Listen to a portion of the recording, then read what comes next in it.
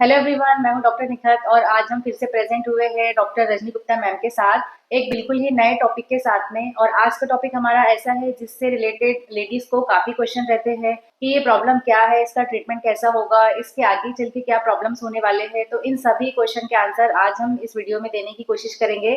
और आज का हमारा इम्पोर्टेंट टॉपिक है adenomyosis of uterus. Hello, good morning everyone. अभी अभी मैं ये जो रिकॉर्डिंग रमज़ान के महीने में कर रही हूँ, तो आप सब लोग को रमज़ान करीम। और स्टार्ट करते हैं हम अपना टॉपिक एडेनोमायोसिस और बल्कि यूट्रस के बारे में। जी। तो मैम सबसे पहले मैं क्वेश्चन करूंगी आपसे कि एडेनोमाइसिस, एंडोमेट्रियोसिस एंड फाइब्राइड यूट्रस, ये तीनों भी टॉपिक बहुत ही ज्यादा आजकल लोगों में क्यूरियोसिटी है। तो एडिनोमाइसिस, एंडोमेट्रियोसिस और फाइब्राइड यूट्रस, इन तीनों में क्या डिफरेंस है मैम? देखिए, ये जो तीनों ही चीज़ें हैं, ये थोड़ी एजिंग प्रोसेस आप बोल सकते हैं। तो जो अभी हमारी लाइफ स्टाइल में चेंजेस आए हैं, देर से शादी होना, देर से बच्चे होना और कम बच्चे होना, वो उसकी एक वजह होती है कि ये सब बीमारियां भी ज़्यादा सुनने में मिल रही हैं। अभी इसमें डिफरेंस क्या होता है? जो फाइब्राइड यूट्रस होता है, यूट्रस को हम तीन पार्ट में बांटते हैं। अंदर की लेयर जिसको एंडोमेट्रियम कहते हैं, बीच की लेयर जिसको मायोमेट्रियम कहते हैं, और बाहर की लेयर जिसको पेरीमेट्रियम कहा जाता है। इसमें मेनली हम दो अंदर की लेयर की बात करेंगे, सबसे अंदर की एंडोमेट्रियम और बीच की मायोमेट्रियम। तो जो फाइब्राइड यूट्रस रहता है, उसमें जो बीच का पार्ट रहता है मायोमेट्रियम, उसमें कुछ पार्ट हार्ड होने लगता है, जिसको हम गठान बोलते हैं हिंदी में, गांठ पड़ने लगती है। तो ये फाइब्राइड यूट्रस होता है मायोमेट्रियम के पार्ट का गांठ पड़ना या उसका हार्ड होना। अब ये भी तीन प्रकार का हो सकता है फाइब्राइड। एक जो अंदर की तरफ बल्ज करता है, जो कैविटी की तरफ बल्ज करता है, उसको हम कहते हैं सबम्यूकस फाइब्राइड। एक जो बीच के उसी वॉल में ये रह जाता है, उसको कहते हैं इंट्राम्यूट्रल फाइब्राइड। और तीसरा रहता है जो कि बाहर की तरफ बल्ज करता है, इसको हम कहते हैं सबसीरस फाइब्राइड। इसमें से जो फाइब्राइड अंदर की तरफ बल्ज करता है, जिसको हम सब म्यूकस फाइब्राइड कहते हैं, तो उसी के कारण ज्यादा सिम्टम्स होते हैं, ज्यादा प्रॉब्लम होती है। जो एकदम बाहर की तरफ बल्ज करता है सब सीरस फाइब्राइड, क्योंकि वो यूट्रस के बाहर की तरफ निकल रहा है, उससे उतनी बड़ी प्रॉब्लम नहीं होती है। बीच का जो रहता है इंट्राम्यूरल फाइब्राइड, अगर वो भी बड़ा साइज का है, जैसे कि 5 सेंटीमीटर से बड़ा है, तो उससे भी प्रॉब्लम हो सकती है। तो फाइब्राइड हो गया जिसको हम हिंदी में कहते हैं गांठ होना, और इसको फाइब्राइड इंग्लिश टर्म है, लेकिन इसका मेडिकल टर्म है लियोमायोमा। ये होता है फाइब्राइड। दूसरा आता है एंडोमेट्रियोसिस। एंडोमेट्रियोसिस क्या होता है? जो अंदर की लाइनिंग होती है, जिसको हम एंडोमेट्रियम कहते हैं, वो हर पीरियड के साथ थिक होती है टू रिसीव बेबी। और जब प्रेगनेंसी नहीं ठहरती है तो वो शेड ऑफ हो जाती है, इसको हम कहते हैं पीरियड। कभी कभी सेम लाइनिंग, क्योंकि जो बॉडी है वो तीन तरह की सेल से बनी है, तो जो अंदर की लाइनिंग होती है जिसको हम एंडोमेट्रियम कहते हैं, वो कभी कभी यूट्रस के बाहर डेवलप हो जाती है। जैसे कि वो मेनली ओवरी में डेवलप हो जाती है। अब ओवरी में भी जैसे कि जो बॉडी में जो हार्मोन होते हैं, जिसकी वजह से अंदर की लाइनिंग थिक हो रही है यूट्रस के अंदर की, सेम वे में ओवरी में वो थिक होती है। और जब शेड ऑफ का टाइम रहता है तो वहां पे ब्लीडिंग होती है। अब वो ब्लीडिंग निकलने का कोई रास्ता नहीं होता, तो ब्लीडिंग यूट्रस के बाहर कलेक्ट होती जाती है, जिसको कि हम कहते हैं एंडोमेट्रियोसिस। अब तीसरा है एडिनोमायोसिस। एडिनोमायोसिस में क्या होता है? जो अंदर की लाइनिंग एंडोमेट्रियम, वो उसके कुछ पार्ट जो रहते हैं, वो जो बीच की लाइनिंग मायोमेट्रियम, उसमें वो डेवलप होने लगते हैं। उसकी वजह से जो बीच की है वो और ज्यादा, उसमें कहते हैं यूट्रस में स्वेलिंग आना। जो आप कॉमन टर्म सुनते होंगे, यूट्रस में स्वेलिंग आ गई है, वो मेनली एडिनोमायोसिस के कारण होता है। तो एंडोमेट्रियम जो है वो मायोमेट्रियम के अंदर डेवलप करने लगता है, और छोटे छोटे ब्लड के स्पॉट्स वहां बन जाते हैं, जिसको कि कहते हैं एडिनोमायोसिस। अब ये तीनों ही बीमारियां जो रहती है, ये मेनली 20 से 40 के बीच में हमें दिखने को मिलती हैं। 40 के बाद अगर ये किसी को नहीं डेवलप हुई है, तो उसके बाद डेवलप होने के बहुत कम चांस रहते हैं। तो ये रिप्रोडक्टिव एज की बीमारी है, कि जबकि बॉडी में रिप्रोडक्शन के हार्मोन ज्यादा रहते हैं, ये हमें तीनों चीजें उसी समय डेवलप होना शुरू होती हैं। मतलब ये 20 एज में भी हो सकती है? हो सकती हैं, या 20 एज में भी हो सकती है। इनफैक्ट अभी मैंने कुछ पेपर्स पढ़े डॉक्टर निखत, अभी जो कई एनिमल्स को एस्ट्रोजन दिए जा रहे हैं, गाय को, जो हमारे मिल्क प्रोड्यूसिंग एनिमल हैं, उनको ये फीमेल हार्मोन दिया जाता है मिल्क प्रोडक्टिविटी बढ़ाने के लिए। उसकी वजह से हम देख रहे हैं कि जो आजकल जो मिल्क प्रोडक्ट है, या जो लाइव स्टॉक है, जो मीट वगैरह है, जो जानवरों का इंजेक्शन दिया जाए, उसकी वजह से भी हम देख रहे हैं कि बीमारी यंग लड़कियों में भी हमें दिखने लगी है। इवन अर्ली 20s में, या बहुत रेयर केसेस में आप कह सकते हैं 18-19 ईयर में भी कभी कभी बच्चियां आ रही हैं एंडोमेट्रियोसिस के साथ। मेनली एंडोमेट्रियोसिस ही होता है। फाइब्राइड वगैरह तो बहुत स्लो ग्रो होता है और इतना नहीं पता चल पाता, लेकिन एंडोमेट्रियोसिस हमें यंग एज में भी दिख रही है। मैम इन सभी बीमारियों के सिम्टम्स क्या क्या रहते हैं? अब हम एक एक करके शुरू करेंगे। पहले हम बात करते हैं फाइब्राइड यूट्रस की। फाइब्राइड यूट्रस अगर ये अंदर की तरफ बल्ज कर रहा है, तो इसके सिम्टम्स होते हैं पेनफुल हैवी ब्लीडिंग। इसके सिवा अगर ये अंदर की तरफ बल्ज कर रहा है तो उसमें प्रेगनेंसी होने के भी थोड़े से चांसेस कम हो जाते हैं, इनफर्टिलिटी भी कॉज कर सकता है। दूसरा होता है इंट्राम्यूरल। इंट्राम्यूरल अगर ये बड़ा फाइब्रॉइड है, मोर देन 5 सेंटीमीटर का है, तब भी इससे थोड़ा पीरियड के समय पेन होना या हैवी ब्लीडिंग होना ये हो सकता है। यूजुअली सब सीरियस फाइब्रॉइड जो यूट्रस के बाहर ग्रो कर रहा है, यूजुअली इससे ज़्यादा तकलीफ नहीं होती है। पर आपको जान के आश्चर्य होगा, कभी-कभी हम देखते हैं कि फाइब्रॉइड काफ़ी बड़े, मतलब you can say watermelon size के मिलते हैं। तो अगर फाइब्रॉइड का size more than 10 to 12 centimetre है और वो दूसरे पेल्विक ऑर्गन को प्रेस कर रहा है, जैसे आगे की तरफ ब्लैडर है या पीछे की तरफ रेक्टम है या यूरेटर प्रेस हो रहा है, तो उसके कारण प्रेशर सिम्पटम्स हो सकते हैं, वो बहुत बड़े फाइब्रॉइड में होते हैं। नहीं तो आप ये कह सकते हैं कि सब म्यूकस फाइब्रॉइड जो अंदर की तरफ बल्ज हो रहा है उससे ज़्यादा सिम्टम्स होंगे, या इंट्राम्यूरल फाइब्रॉइड जो मोर देन 5 सेंटीमीटर उससे होंगे। बाकी बहुत लार्ज फाइब्रॉइड रेयर कंडीशन होती है जिसके कारण प्रेशर सिम्टम्स होते हैं। तो मेन सिम्टम्स इसका है पेनफुल हैवी ब्लीडिंग, ये सबसे इंपॉर्टेंट और सबसे कॉमन सिम्टम्स होता है, और बहुत और हाँ फाइब्रॉइड यूट्रस के लिए। अभी हम एंडोमेट्रियोसिस के बारे में बात करें। एंडोमेट्रियोसिस में जो ब्लड के जो सिस्ट हैं, जो ब्लड के जो स्पेसेस बन रही हैं, वो यूट्रस के बाहर बन रही हैं। अब वहाँ क्या होता है, ये ब्लड स्पेसेस के कारण चीजें आपस में चिपकने लगती हैं, और क्योंकि ये ब्लड रिलीज नहीं हो रहा है यूट्रस के बाहर, तो इसमें सबसे इंपॉर्टेंट है डिस्मेनोरिया। पेशेंट को काफी ज्यादा, ये स्पेशली सेकेंडरी डिस्मेनोरिया, मतलब कि उनको पीरियड के शुरुआत के दिनों में कुछ दर्द होता था जो कि बाद में ठीक हो गया प्रेगनेंसी के बाद, चाइल्ड बियरिंग के बाद या एज के साथ, लेकिन उनको फिर लेट 30s या 40s में से दोबारा पीरियड में दर्द होना शुरू होता है, उसको कहते हैं सेकेंडरी डिस्मेनोरिया। दूसरा रहता है पेनफुल इंटरकोर्स, क्योंकि ये जो ब्लड स्पॉट है वो यूट्रस के पीछे डेवलप हो जाते हैं, यूट्रस से फिक्स हो जाता है, तो जब रिलेशनशिप होती है उसमें उनको डीप पेन होता है, डीप डिस्प्रोनिया उसको बोलते हैं, कि रिलेशनशिप के दौरान डीप इनसाइड पेन होना। इसके अलावा पेनफुल मोशन, मोशन पास करते समय उनको दर्द होना, या कभी कभी रेयर कंडीशन में ये ब्लैडर के अंदर भी डेवलप हो सकता है, दोस्त रेयर होती है, तो यूरिन के साथ पीरियड के समय यूरिन में भी ब्लड आना, ये सब होते हैं। तो एंडोमेट्रियोसिस मेनली ये पेन कॉज करता है, पेन के साथ किसी किसी केसेस में हैवी ब्लीडिंग भी हो सकता है, और इसके अलावा ये भी इनफर्टिलिटी कॉज करता है, क्योंकि ये यूट्रस के बाहर की जगह पे डेवलप हो रहा है, तो उससे जो ट्यूब है वो उसका जो ल्यूमन है वो डिस्टॉर्टेड हो जाता है, तो उसके कारण ट्यूबल फैक्टर होता है। और ये जो रहता है, ये इम्प्लांटेशन के कारण, ये जो हार्मोनल चेंजेस, जो केमिकल चेंजेस होते हैं, उसके कारण भी इनफर्टिलिटी कॉज करता है। मतलब इम्प्लांटेशन में प्रॉब्लम्स आ सकती है। इम्प्लांटेशन में भी प्रॉब्लम आती है, क्योंकि केमिकल स्ट्रक्चर, उसके अलावा मेनली ये ट्यूबल फैक्टर रहता है कि ये ट्यूब को ब्लॉक या डिस्टॉर्टेड कर देता है, इसकी वजह से भी इनफर्टिलिटी होती है। तीसरी हम बात करेंगे एडेनोमायोसिस की। एडेनोमायोसिस यूट्रस के अंदर ही ब्लड स्पॉट बन रहे हैं, इसके कारण कंजेस्टिव डिस्मेनोरिया। पेशेंट की बताएंगे कि पीरियड शुरू होने के पहले ही उनको लोअर एब्डोमेन हैवीनेस या डिस्कम्फर्ट शुरू हो जाता है, जो कि थ्रू आउट पीरियड रहता है, पीरियड के बाद भी कुछ दिन रहता है। तो मेन इसका प्रॉब्लम रहता है डिस्मेनोरिया, और सेकेंड प्रॉब्लम रहता है हैवी फ्लो, इसमें भी हैवी फ्लो होता है, और इसमें भी अगर ये कंप्लीट नहीं हुई है फैमिली, तो उसमें भी पेशेंट इनफर्टिलिटी के साथ आ सकते हैं। तो ऑलमोस्ट तीनों के सिम्टम्स मिलते जुलते ओवरलैप हैं, पर किसी में कुछ भी ज्यादा होता है, किसी में कुछ ज्यादा होता है, लेकिन ये ऑलमोस्ट ओवरलैपिंग सिम्टम्स होते हैं। Fibroid uterus, adenomyosis and endometriosis, इन सभी के सिम्टम्स को मैम ने बहुत ही ज़्यादा अच्छे तरीके से एक्सप्लेन किया है और सारे सिम्टम्स को डिफरेंस करके आपको बताया है। तो मैम मैं नेक्स्ट आपसे पूछना चाहूँगी कि इन्हें हम डायग्नोज कैसे करें, इनका डायग्नोसिस कैसे होता है, इसके लिए क्या इन्वेस्टिगेशन रिक्वायरमेंट होती है?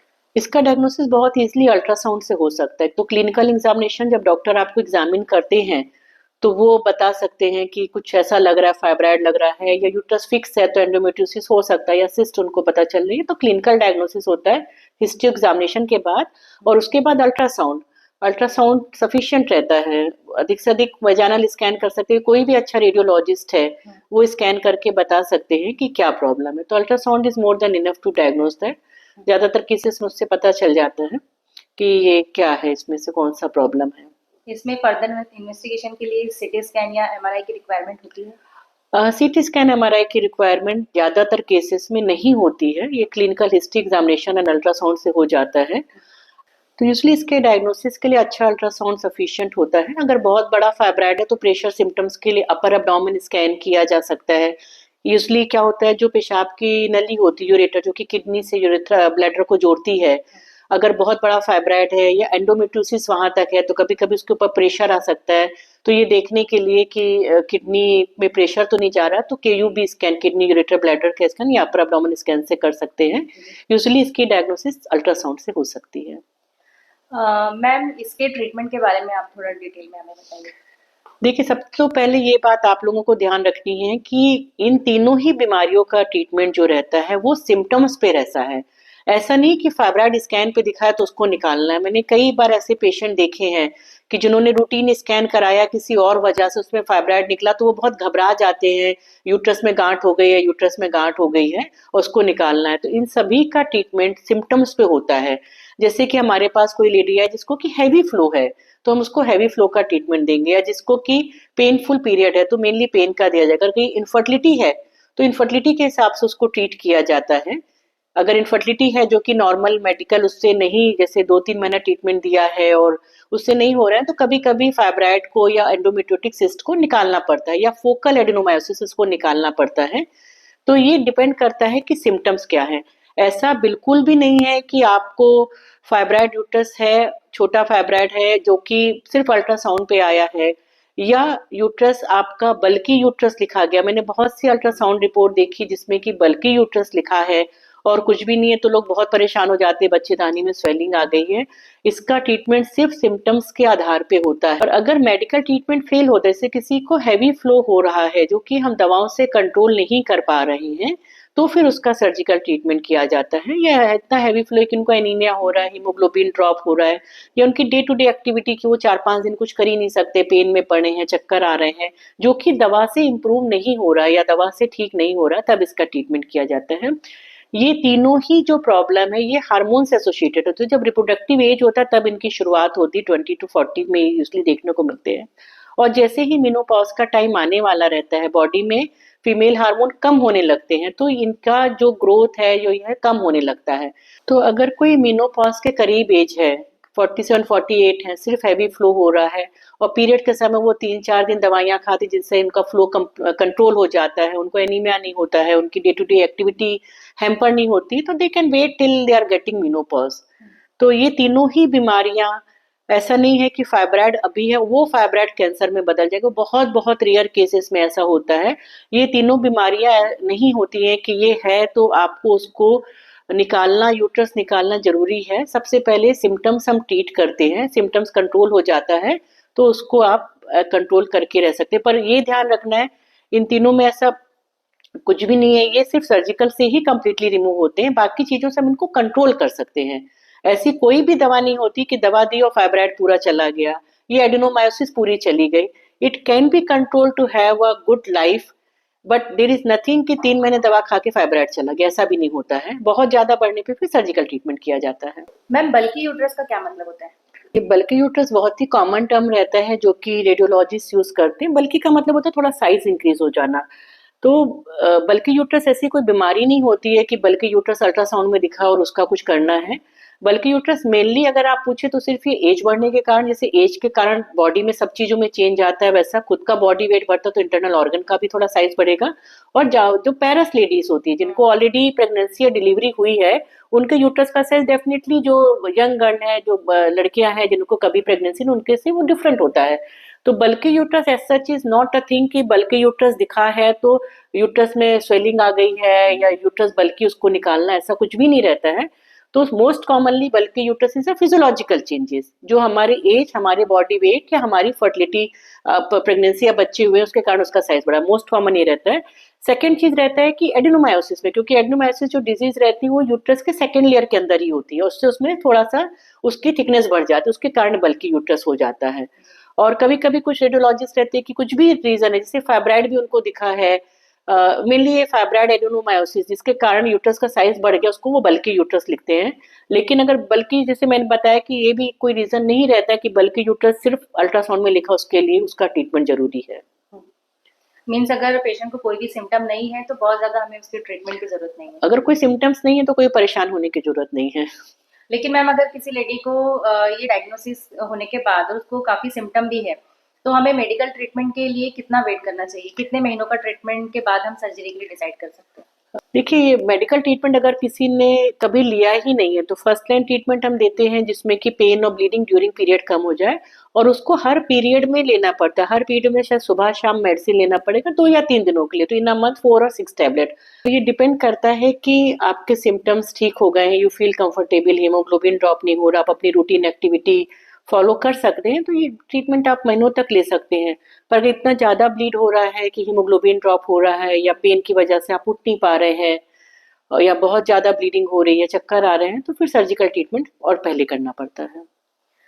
मैम अगर किसी पेशेंट को हमने ट्रीटमेंट दिया है और उसे काफ़ी अच्छा रिलीफ हो गया है, लेकिन 6 to 7 मंथ के बाद में ये सिम्टम्स रिपीट आने लगे हैं, तो तब क्या एडवाइस तो फिर देंगे? सेकेंड लाइन ट्रीटमेंट होता है, जैसे हमने पहले फर्स्ट लाइन दिया है, जिसमें कि यूजली मेफेनेमिक एसिड, ट्रांसमिक एसिड, डोटावेरिन ये सब देते हैं। ये अगर नहीं होता है, इसके बाद भी हो रहा है और किसी को एंडोमेट्रियोसिस एडेनोमायोसिस है, तो डायनोजस्ट करके एक टैबलेट आती है, वो देखा जाता है। पर अगर इसके बावजूद भी उनके सिम्टम्स ज़्यादा हैं, तो फिर सर्जिकल ट्रीटमेंट के लिए जाना चाहिए। मैम डायनोजस लेने के बाद क्या पीरियड मिस होते हैं? डायनोजेसिस से ज़्यादातर लोगों को जिस दौरान वो, क्योंकि ये फीमेल हार्मोन के कारण होता है, तो डायनोजेसिस एंटी फीमेल हार्मोन, तो ये 3-4 महीनों के लिए दिया जाता है, इसलिए 3 महीने के लिए, तो उसमें उनके उस दौरान पीरियड बंद हो सकते हैं या कम आ सकते हैं। और भी बहुत सी मेडिसिन होती है, कुछ इंजेक्शन है जो कि हम एंडोमेट्रियोसिस में देते हैं, तो क्योंकि ये सारी ही चीज़ें रिप्रोडक्टिव हार्मोन के कारण होती हैं, तो उसमें ऐसी टैबलेट दी जाती है या ऐसे इंजेक्शन दिए जाते हैं कि जिसकी वजह से वो हार्मोन कुछ दौरान कम हो जाए और उसके कारण फिर उनके सिम्टम्स रिलीव हो जाते हैं। या कभी-कभी हम ऐसा देखते हैं कि कुछ फीमेल है जिनको सर्जरी एडवाइस की है, पर वो कुछ ही कारण से नहीं करा पाते, जैसे कि बच्चों के एग्जाम है या इंश्योरेंस का भी पेपर क्लियर नहीं हो सकते या घर में कुछ काम है, तो हमें कुछ मंथ के लिए हम वो दवा देते हैं कि उनके सिम्टम्स रिलीव रहे, उनका हीमोग्लोबिन बढ़ जाए, उसके बाद फिर सर्जरी बाद में प्लान करते हैं। मैम इन तीनों ही बीमारियों में डीएनसी का क्या रोल होता है?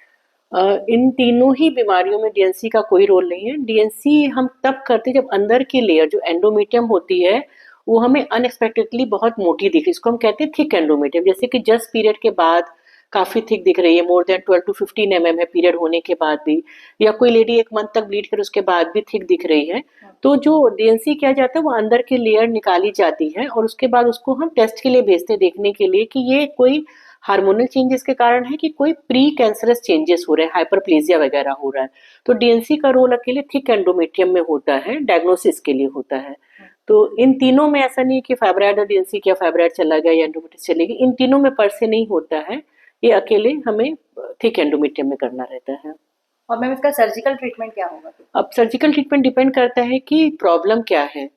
तो जैसे कोई भी है, फाइब्राइड यूट्रस है तो हमें उसमें फाइब्राइड निकालना है। एक और टर्म होता है इसको हम कहते हैं एंडोमेट्रियल पॉलिप या फाइब्राइड पॉलिप, या जो सब म्यूकस फाइब्राइड है वो कैविटी में ज्यादा बल्ज कर रहे हैं मोर देन 50% और बॉडी यूट्राइन बॉडी में कम है। तो इन तीनों ही चीजों में हिस्ट्रोस्कोपी पॉलीपेक्टमी का रोल है या हिस्ट्रोस्कोपी मायोमेक्टमी का रोल है। हिस्ट्रोस्कोपी में एक कैमरा नीचे से डाला जाता है बच्चेदानी के अंदर और अंदर का देख करके पॉलिप है, एंडोमेट्रियल पॉलिप है, फाइब्राइड पॉलिप है या सब म्यूकस फाइब्राइड जो कि अंदर कैविटी में बहुत ज्यादा बल्ज कर रहा है, उसको निकाला जा सकता है। इसके अलावा अगर वुमेन को फर्टिलिटी प्रिजर्व करनी है और इनकी एज 40 से कम है, तो हमको टारगेटेड ट्रीटमेंट करना पड़ता है कि सिर्फ फाइब्राइड निकालें या एंडोमेट्रियोटिक सिस्ट निकालें या फोकल एडिनोमायोमा है। कभी कभी एडिनोमायोमा पूरे बॉडी में नहीं होकर के लोकलाइज होता है, तो उसको निकाला जाता है। अगर वुमेन की फैमिली कंप्लीट हो गई है और उनकी एज 40 से ज्यादा है, तो उस परिस्थिति में पूरा यूट्रस निकालना ही इसका ट्रीटमेंट है। लेकिन हम जब यूट्रस निकालते हैं और ओवरी, उसमें जो नॉर्मल लुकिंग ओवरी, उसको नहीं निकाला जाता। अभी ये नया चीज तो आया है कि अगर ओवरी नॉर्मल है तो उसको हम छोड़ देते हैं और सिर्फ यूट्रस, फाइब्राइड में भी यूट्रस निकालते हैं एडेनोमायोसिस से, अगर स्पेशली उनकी एज बहुत ज्यादा नहीं है तो सिर्फ यूट्रस ही निकाला जाता है, ताकि अगर उनको स्पेशली फर्टिलिटी नहीं चाहिए। पर अभी हम बहुत ऐसा देख रहे हैं कि वुमेन की एज 42 43 अर्ली 40s में still they have not completed their family, उनकी इच्छा है कि एक और बच्चा हो जाए। उस तरह के केसेस में भी सिर्फ फाइब्राइड या सिर्फ फोकल एडेनोमायोमा या सिर्फ एंडोमेट्रियोसिस निकाल करके उनको फर्दर हम ट्रीटमेंट के लिए बता सकते हैं।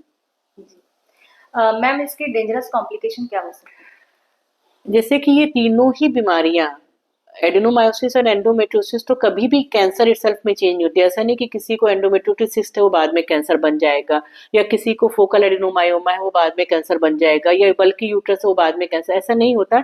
ये इटसेल्फ कैंसर में नहीं कॉज करती है। फाइब्राइड भी बहुत रेयरली फाइब्राइड का लियोसार्कोमा होता है, तो उसको मेडिकली ऐसा नहीं है कि फाइब्राइड दिखा है तो उसको निकालें, because that is very rare thing. तो इसके जो मेन कॉम्प्लिकेशन होते हैं वो सिम्टम्स ही होते हैं, pain, bleeding, anaemia, dyspareunia, painful relation, यही सब इसके सिम्टम्स होते हैं।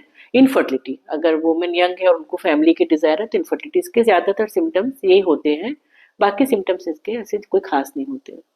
इंडोमेट्रियोसिस, फाइब्राइड यूट्रस और एडिनोमायोसिस, इन सभी टॉपिक को मैम ने आज बहुत ही अच्छे से एक्सप्लेन किया है। आई होप आपको ये वीडियो बहुत अच्छी लगी होगी। तो आप ये वीडियो ज़रूर से शेयर कीजिए अपने फैमिली एंड फ्रेंड्स के साथ में और चैनल को सब्सक्राइब ज़रूर कीजिए। Thank you. Thank you very much.